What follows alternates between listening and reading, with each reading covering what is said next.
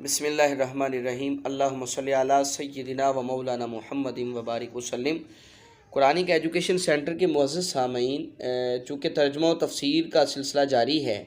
تو آج جادو کے متعلقہ سورہ بقرہ کی آیت نمبر 103 کو ڈسکس کیا گیا۔ تو کچھ احادیث جو ہے وہ میری نظروں سے گزری ہیں، چونکہ ہمارے معاشرے کے اندر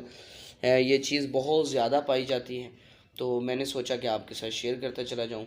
ایک حدیث پاک ہے کہ نبی کریم صلی اللہ علیہ وسلم نے فرمایا کہ جو شخص نجومی کے پاس جا کر اس سے کوئی بات پوچھے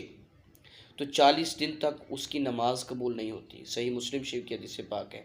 اور صحیح مسلم ہی کی ایک حدیث میں رسول اللہ صلی اللہ علیہ وسلم نے فرمایا کہ شیطان اپنے ایجنٹوں کے بڑے بڑے کارناموں پر خوش نہیں ہوتا، لیکن اس بات پر بہت خوش ہوتا ہے کہ اس کا کوئی پیروکار میاں بیوی کے درمیان تفریق کروا دے۔ حضرت ابو ہریرہ سے روایت ہے کہ اللہ کے رسول نے فرمایا جو کسی کاہن کے پاس آیا